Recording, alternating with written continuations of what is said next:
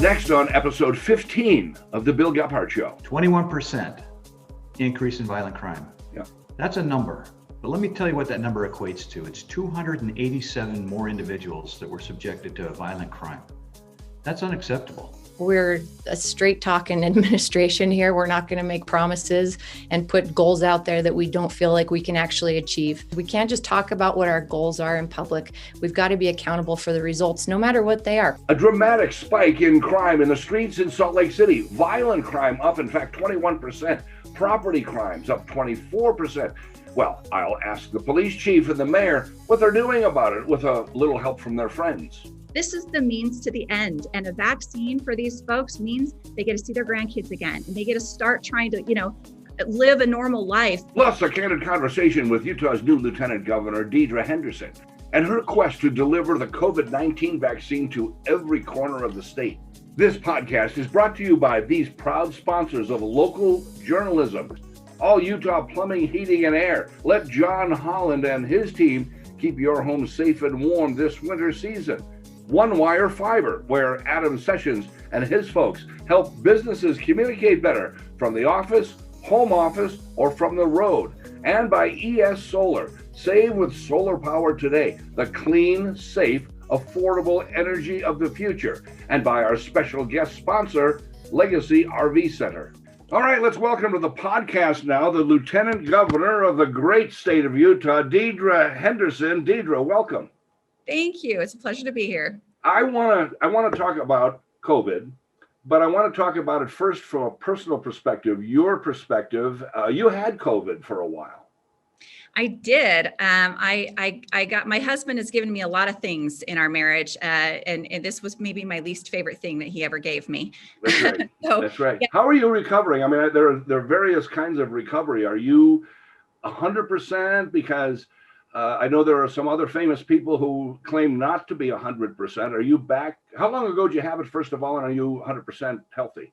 So I had it in August, and it was rough. I was on supplemental oxygen for a long time, and still have problems with shortness of breath and whatnot. But I'm doing really well now, thankfully. It could have been a lot worse, and that's what I kept telling myself during all of that. It could be worse. It could be worse. And as you probably are aware, I've got some colleagues in the legislature who aren't doing so well right now. So I'm grateful to be where I am. And good for you. Because I worry about that myself. I've been very careful wearing a mask and whatever else but still, even when you're careful, sometimes you can get it. But I worry, of course, about the people who lose their lives with COVID, but most people do not. And I worry even more about the lingering effects. Yeah, and that's the scary thing. We just don't know who it's going to hurt, who are going to have mild symptoms, who are going to have serious symptoms, and then long-lasting effects in their heart and lungs. I mean, that's the scary thing about this. Yes. I keep hearing people talk about, well, we don't ring bells for the people who died of the flu, but this is very different, and we're not seeing. I've never seen a whole bunch of people that I know get put on oxygen or even lose their lives because of the flu. And it's very different, and it's very serious. And I'm grateful that there are a lot of people with mild symptoms and seem to get over it really quickly, but there are a lot who don't. And you just never know. And that's right. Let's talk about what's going on. And I guess it's either controversial or not, depending where you are. And that is the rollout of the COVID vaccine. First of all, so I'm going to be a guy who gets the vaccine, and I am just jonesing to get the vaccine right now. Because I'm looking around trying to get it. I'm not quite old enough yet. But at one point I heard there was extra vaccine in the state. And so I started asking medical people, where's the loading dock that I can go stand by on the vials that they're throwing away? What is the situation with the vaccine? And are you communicating with Washington? Are things better? Tell me a story, please. Yeah. So first of all, no, we're not throwing away any vaccine. There's no vaccine in the state of Utah that's been thrown away or that's been wasted or been expired. What's happened was the rollout initially in December was a little bit slow. We got our vaccine right before Christmas. So as you can imagine, it was a little bit slow getting started through the hospitals. as soon as Governor Cox and I were inaugurated, Governor Cox took the reins of vaccine distribution, and he ordered that Friday, he ordered that they start being sent through local health departments. And so I've been visiting the local health departments to help see what they need and to give them any state resources that are necessary to get these vaccines in arms as soon as possible. And as of Friday, they had exhausted 100% of their supply of vaccine in arms. So we're totally caught up as a state. Where we're not caught up is our federal partners, CVS and Walgreens, who actually been doing a fantastic job getting into long-term care facilities, that they have the contract to do that.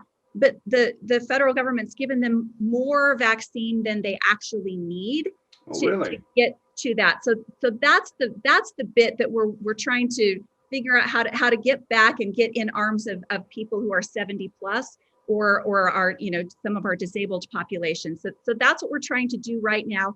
But the doses that the state of Utah actually has control over, 100% of those doses as of Friday had been put in arms. We get our shipments usually on Monday. So now we're getting a new supply this week, which again will be put in arms this week. And our local health departments have really hustled to make sure that they're up and running and able to do this as quickly as possible. And they've been doing a very good job despite some of the problems. Yes. Of course, there's going to be long lines. There's going to be people who are frustrated, but the goal is to take that over spreading it out and making the process last longer.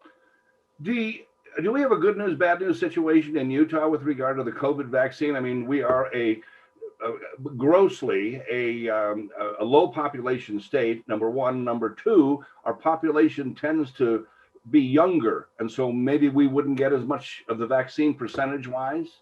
So the CDC gives us vaccine based on the number of people who are older than 18, right? Okay, so we take out the younger, and yes, we have a lot of younger people in the state. And we're working with the CDC to make sure that we're getting our fair share. But so far, it looks like we are. We certainly could use more, and we want to get more. But right now, we're getting about 33,000. I think this week we're getting 34,950 doses this week. Almost 33,000 of which will go entirely to local health departments, and the others will be going to like University of Utah and Intermountain for their healthcare workers to finish vaccinating them.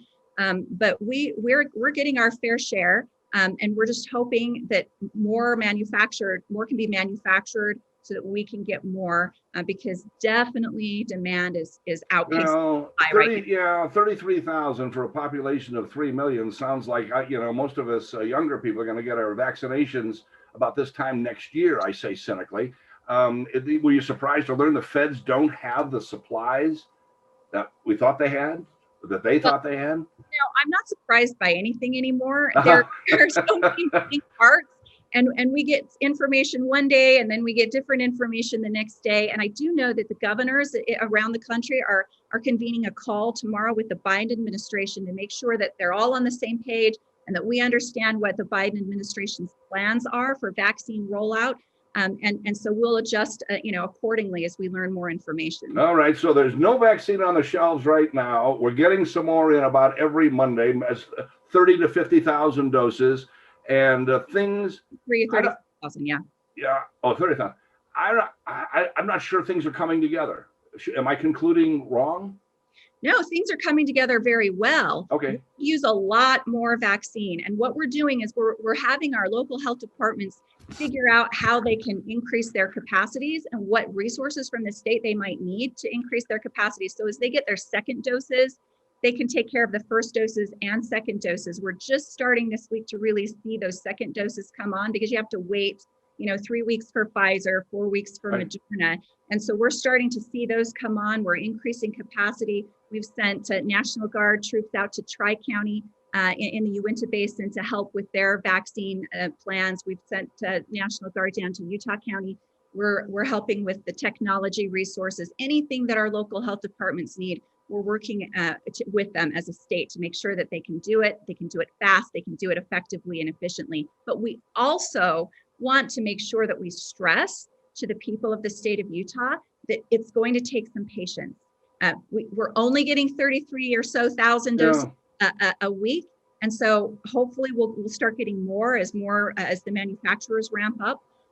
But until then, it's just going to take patience. But I understand why people are so excited for this. And as I've visited these local health departments and I've seen elderly people coming in with hope in their eyes, this is the means to the end. And a vaccine for these folks means they get to see their grandkids again, and they get to start trying to, live a normal life. And that's what this vaccine means. It means you are just preaching to the choir. Oh my, I'm one of the impatient ones who wants to see grandkids and on and on. Yeah.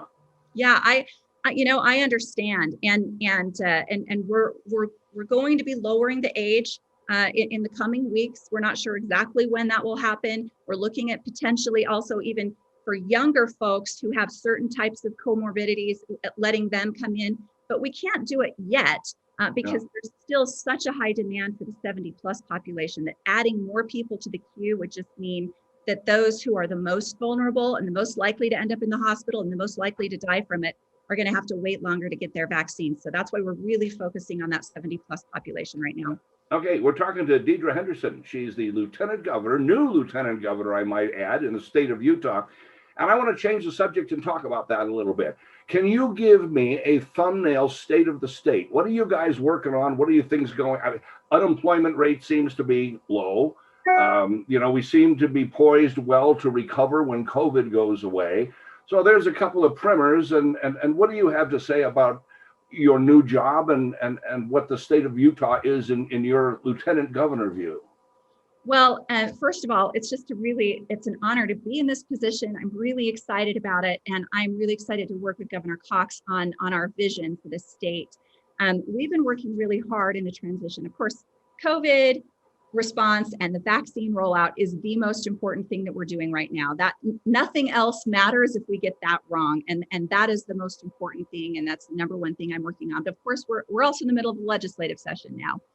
Which is another thing that the governor has tasked me with, which is overseeing kind of our priorities and being the point person with the legislature. So we've got that going. We also rolled out our roadmap last week, which outlines our priorities for our administration, our economic advancement, education and innovation. The education piece is huge for us.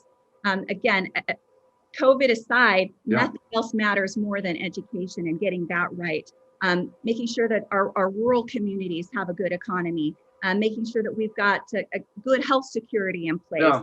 Equality and opportunity is another huge high priority for us. And then, of course, there's this streamlining and modernizing government piece that we're working on as well. And I'll be working with our team to kind of get this roadmap all right. in place. Don't forget about attracting more tech, right? We're doing a good job at that as well, right? Yes, definitely. How's the tension going? How's the division going? The legislative session kicks off, and the first thing you know, we've got, Salt Lake teachers mad, and we got, other people mad, both sides mad at each other. How's that going? And are you able to mitigate some of that, do you think? Well, yes. During the legislative session, there's always some tensions. And of course, there's tensions between the legislative branch and the executive branch, but ultimately we're all on the same team. And we have the same fundamental goals in mind, right? The end game is the same for us. How we get from here to there might vary a little bit. So we're working with the legislature on education funding, for example, on these the streamlining of government, on some of these economic pieces. We're working very closely with the legislature on some of these important pieces. I worry about the election being stolen because I don't think, I'm talking about the federal election, because I don't think it was stolen at all. And I think it's part of what they call a big lie, at least on the left-hand side. But the reason I say that is because we have, a whole bunch of federal courts and the Supreme Court saying it was not stolen. Is that something I should just not worry about anymore? Well, in terms of division, yeah. So that's been one of the biggest frustrations that I've had. Obviously, I'm a Republican, sure. But I think that undermining the faith of the American people in our electoral system is a very serious problem. I agree with you. The election was not stolen. There's no evidence of widespread voter fraud. Where there were instances of voter fraud and there's evidence of it, those people are being prosecuted, but it's nothing that would have changed the outcome of the election. I think that people need to be able to have fundamental faith in the fairness of their election system. And those are done at local levels. Those are counties that are doing this. These are your neighbors that are running elections. It's not the federal government. It's not the states that are running elections. It's counties. And so, to suggest that there was some sort of big widespread conspiracy is just simply absurd. It didn't happen. It's not happening. And frankly, if anyone in a state that doesn't, vote by mail, universal vote by mail was a new concept for a lot of states, and I get that there may have been some struggles with that and some. But not us. We've been doing it for years. We have been doing it for years, and we've been doing a very good job. And if anybody wants to come from another state and figure out from the state of Utah how to do it well, we welcome that, and we would be very happy to work with them. Deidre Henderson, you are just refreshing and a rising star, I think, in the in politics, in at least in the state of Utah. Who knows? Maybe federally in the state of Utah. We won't talk about that. We'll talk about that some other day, because I want you to come back, because I do want to talk about your personal perspective on the new position and some of the historic opportunities that lie ahead. But I know you have a meeting to get to. Coming up right after the break, Mayor Mendenhall and Chief Brown of Salt Lake targeting Salt Lake City's hardened criminals in an aggressive campaign to drive down the crime rates. One individual, known gang member, on one night last week did 3 drive-by shootings in our community. They're looking at a possibility of 80 months in prison. And let me just interject that if we were not doing this partnership, in all likelihood, that person, even though arrested at the moment by Salt Lake City police, he would already be back out on the streets.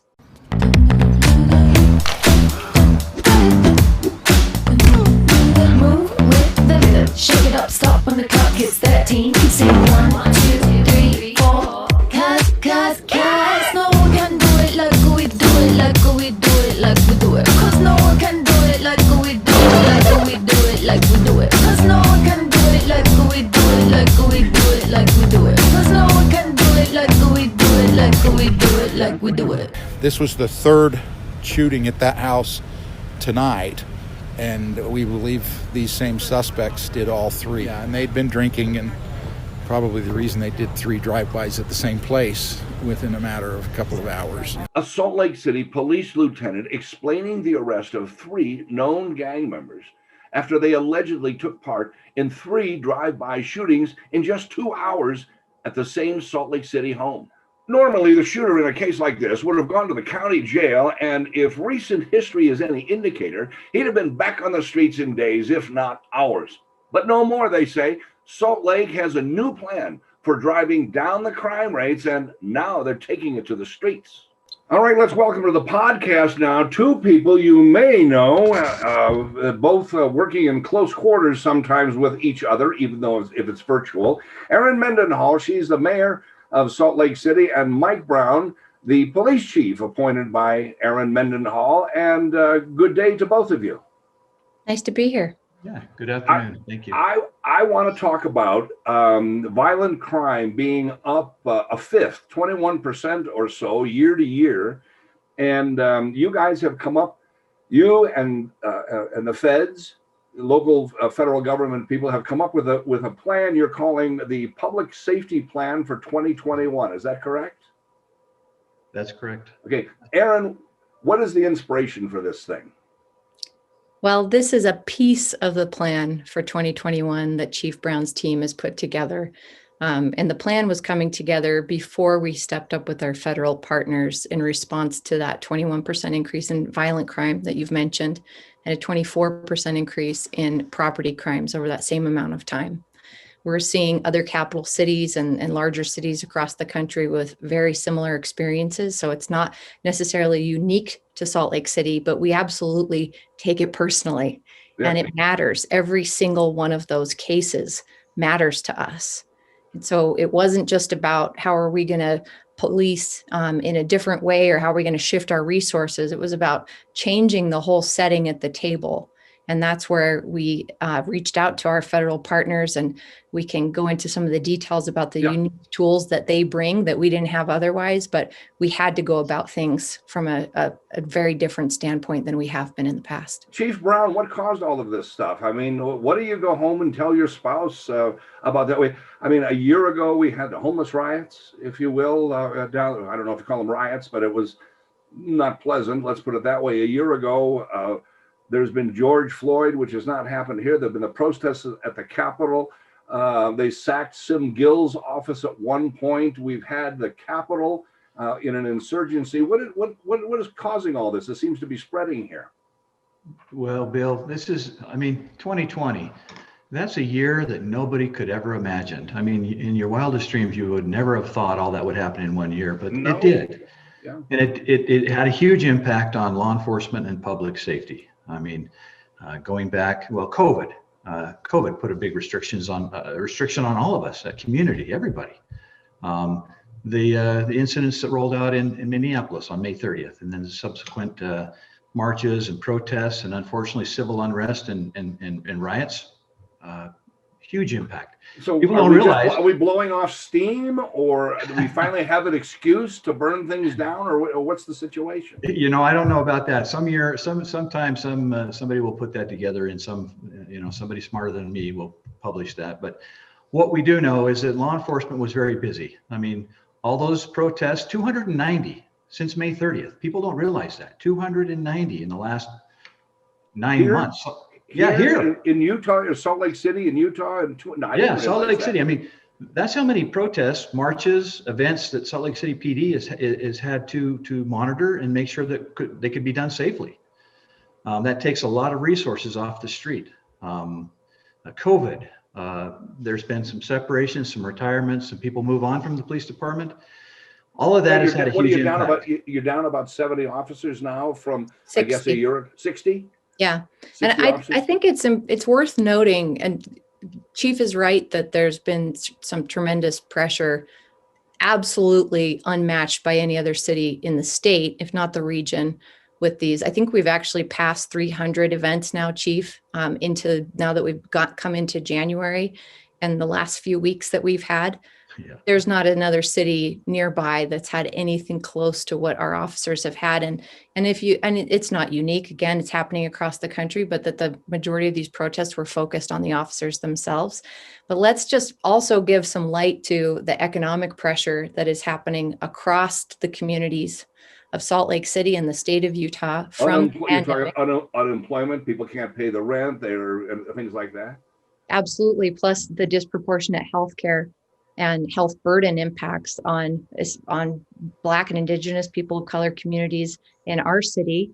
And this is happening across the country as well, having more incidents of COVID and more exposure to COVID, more of a burden there. So there's a tremendous amount of pressure. And it's not just from COVID. It's not just from the social movement that's happening. Okay, so what's the plan? Is it a crackdown? Is it a reorganization? What's the plan for 2021? And then what is the goal? Is the goal to stop violent crime, get violent crime not stopped, I suppose, but get it under control a little bit better? Either one of you, what's the plan? Well, if I could start, Chief, sure, and then you could get into the details for us. Sure. We're a straight talking administration here. We're not going to make promises and put goals out there that we don't feel like we can actually achieve. So we're going for a 5% reduction in this violent crime over the course of 2021. And what that means for us is a shift of a lot of our resources within the department that exists today. We've pulled officers from other jobs, from school resource officers and some detective positions back out onto patrol to fill in some of that gap. We worked with the city council, who just voted last week to unfreeze the hiring freeze that we've had in place for police officers, so we can start to backfill some of those positions we've lost finally over 7 months since the budget was finalized. And now it also means we've got to open up new resources. We've got major limitations in accessing the Salt Lake County Jail. And that's been COVID restrictions and somewhat before COVID as well. But we can't get misdemeanors into jail right now. Not a single misdemeanor can get into jail. So we're working with our federal partners at this felony level, and Chief can go into more detail about the other aspects of the plan, but we still have a lot of work to do, and we're actively working on that around the misdemeanor section. No, it's a little scary, depending on what the misdemeanor is, Chief. How do we handle all this? Well, let me go back to your first question. Yeah. 21% increase in violent crime. Yeah. That's a number. But let me tell you what that number equates to. It's 287 more individuals that were subjected to a violent crime. That's unacceptable. That's not acceptable to me, the mayor, to any of our partners or federal partners. And it shouldn't be acceptable to the citizens and the officers of the Salt Lake City Police Department. So that's why we're doing this. What is, forgive me, but define a violent crime for me and then proceed. An aggravated assault, a crime against a person. Homicide, rape. Assaults, aggravated assaults, armed robbery. Armed robbery, yep, that's Okay. against a person, sure. So these are violent crimes against people. And so what we're going to do is we're going to put our resources onto those individuals that are committing these crimes in our community. Criminologists say that between 5 and 8% of criminals commit about 50% of the crime in our communities. We're going after those 5 or 8 violent criminals, and hopefully to have a huge impact on what's happening. And like the mayor was saying, we had, and I talked about it in the press conference, we had an individual that had been arrested 9 times since April. 5 times they were released the very same day they were booked in jail. The longest they ever spent in those 9 arrests were 5 days in jail. And these were 4 defined violent crimes. Yeah, these are for crime. If we had been able to kept this individual in jail on the 3rd arrest, this is an individual that's a restricted felon carrying a handgun. We would have prevented 6. We could have, or possibly prevented 6 more victims. So that's what we're looking at. And through the federal partnership, when the U.S. Attorney John Huber takes this complaint and files federally, these individuals, there is no bail. They're remanded to jail. They stay in jail until their time in court. If they're convicted, then they'll do their time in the federal penitentiary or the federal system. And I wonder why that hasn't been going on for violent crimes already. Why aren't people who, especially when they have a history, remanded at their first hearing rather than a no bail or a high bail? Well, these are the things that the mayor and myself talked about. We're now grabbing resources. The system has been around for a long time. We're now focusing with our partners on this group of criminals to if they're going to commit those crimes in Salt Lake City, they're going to be held accountable and they're going to do their time. And is the jail already overcrowded? And is this even going to work, what you're talking about? Well, that's another thing. When you partner with the U.S. Marshals, if somebody if they accept the complaint in a federal system, then the U.S. Marshal will hold them in custody until their date and time for trial. And the U.S. Marshal has contractual relationships with many different jails. So it's not whether or not there's room at the Salt Lake County Jail. They can take that prisoner to any place that they need to in order to hold them, and they will never be under the pressures of capacity. So they don't move people out just because they have other people coming in. They are held until they go to trial. Mayor Mendenhall, you're feeling the heat. I get a feeling from your constituency over this. Well, I've been working as a public servant in Salt Lake City I'm in my 8th year now. I represented the majority of the State Street area in Salt Lake City for 6 of those years. And the ballpark area in particular has been a center for criminal activity for too long. So this isn't a new dialogue to us. This is a flag I've been waving as a council member before I was the mayor. And it's not new, but unfortunately it's worse. It's worse this year than it has been in the past. And we're not going to sit still about it. And Chief Brown, you're going to, or you are already, diverting resources from the various detective divisions and on.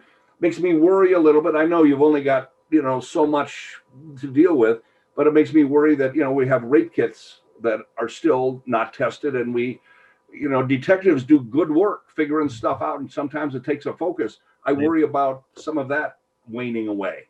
Well, we were careful. We put 38 individuals, 38 officers back into patrol.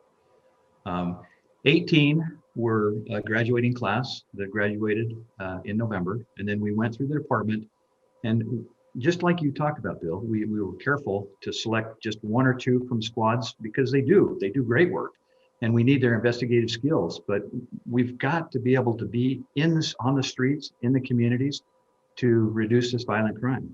And so it's that community policing backbone that we're committed to. And so we took 38 individuals and put them back into patrol. Mayor, how do you know this is going to work? Do you take a model from anyone else? I think about New York City when Mayor Giuliani was around, controversial Mayor Giuliani at the time, when he had that invented, I think, the broken windows policy, holding every, the patrol people were responsible for the sergeants and the captains and the deputy chiefs all the way up to the chief. Is there a model for this that makes you optimistic this might work in reducing crime? Well, as our U.S. Attorney General John Huber said at the press conference when we announced this collaboration, nothing like this has ever happened with their office or with Salt Lake City or any other city in the state before. This is a new limb that we're building together.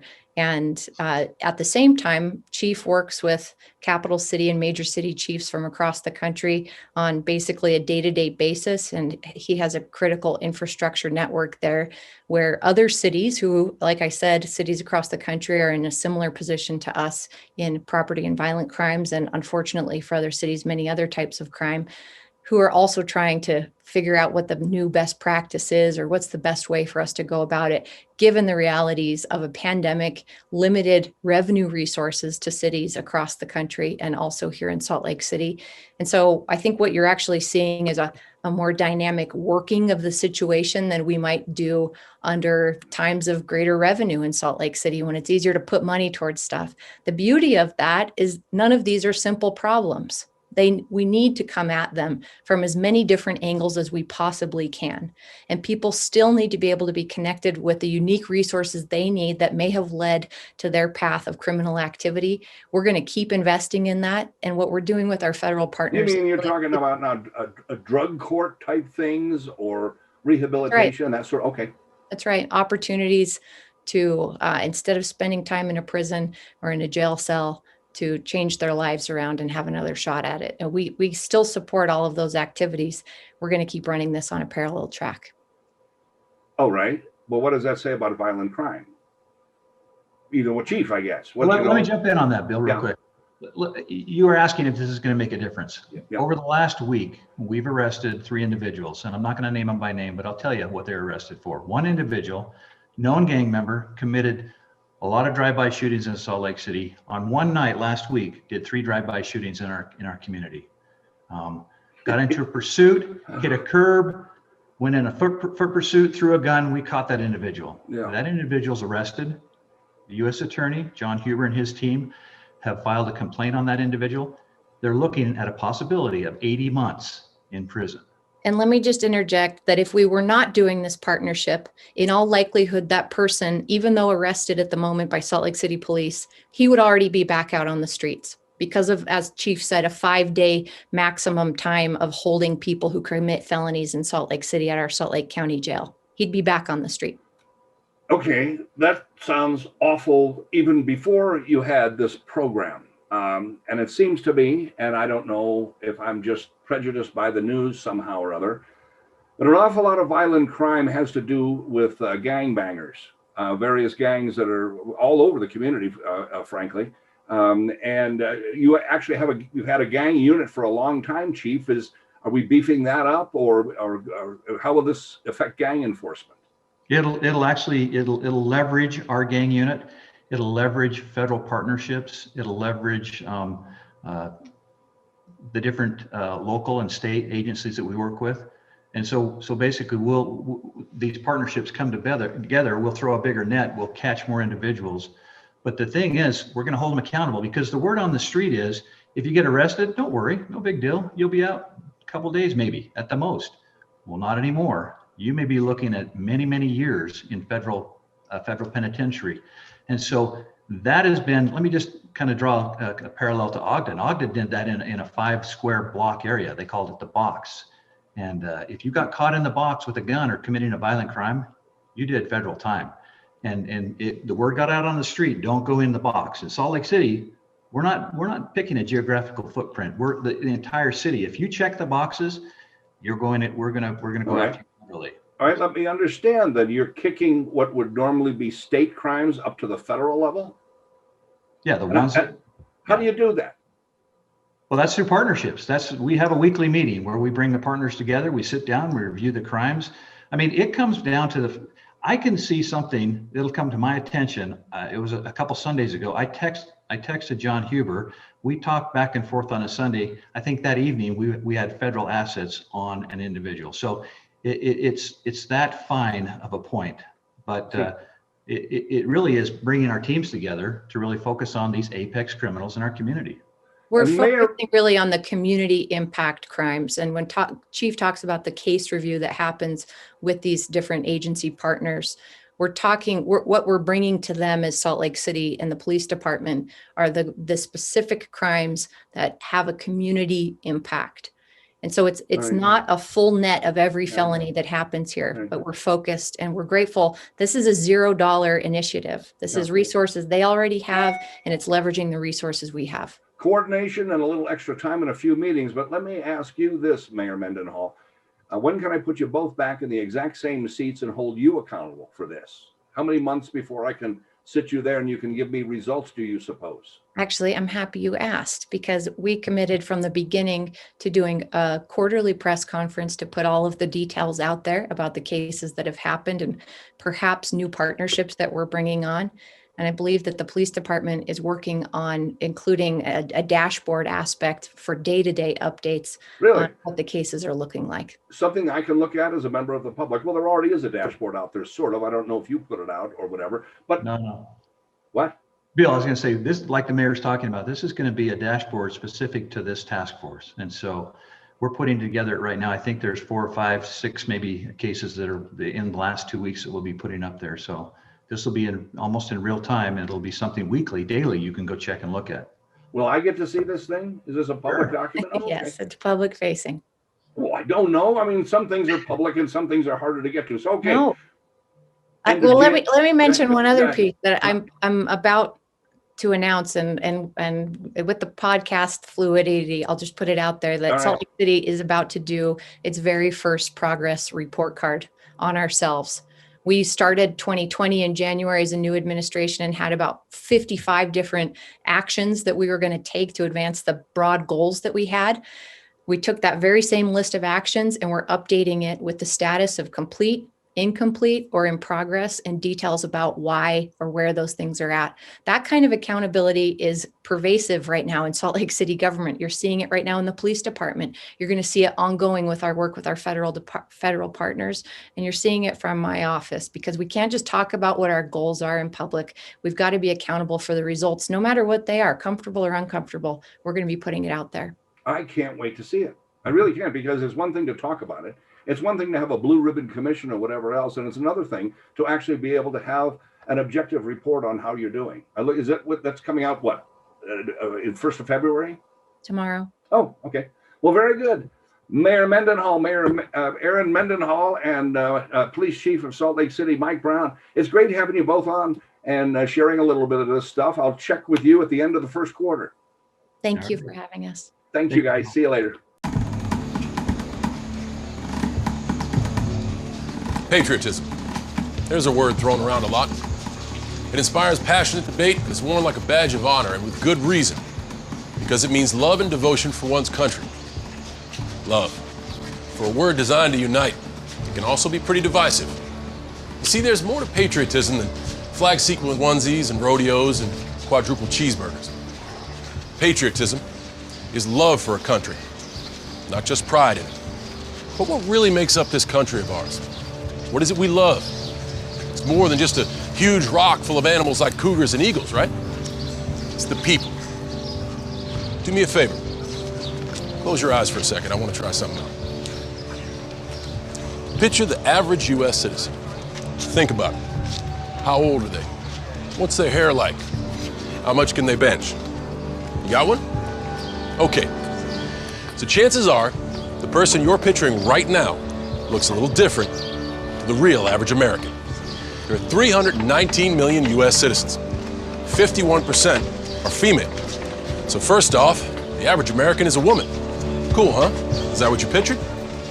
54 million are Latino, 40 million senior citizens, 27 million are disabled, 18 million are Asian. That's more people in the U.S. than play football and baseball combined. 9 million are lesbian, gay, bi, transgender, more than the entire amount of people that live in the state of Virginia. Around 10 million are redhead, 5.1 million play ultimate frisbee, and 3.5 million are Muslim. Triple the number of people currently serving in the United States military. Almost half the country belongs to minority groups. People who are lesbian, African American, and bi and transgender and Native American, and proud of it. We know that labels don't devalue us, they help define us, keeping us dialed into our cultures and our beliefs and who we are as Americans. After all, what's more American than freedom to celebrate the things that make us, us? I mean, it's stitched into the stars and stripes of this country, from the Constitution to Gettysburg, to our motto, E pluribus unum, from many, one. It's even in our country's name, the United States. This year, patriotism shouldn't just be about pride of country. It should be about love. Love beyond age, disability, sexuality, race, religion, and any other labels. Because the second any of us judge people based on those labels, we're not really being patriotic, are we? So let's try this one more time. Close your eyes. Picture the average Joe or Joan or Juan or Jean-Luc. The real people who make America, America. And this year, whenever you feel the urge to don those star-spangled shorts, set off fireworks the size of my biceps to show love for our country, remember that to love America is to love all Americans. Because love has no labels.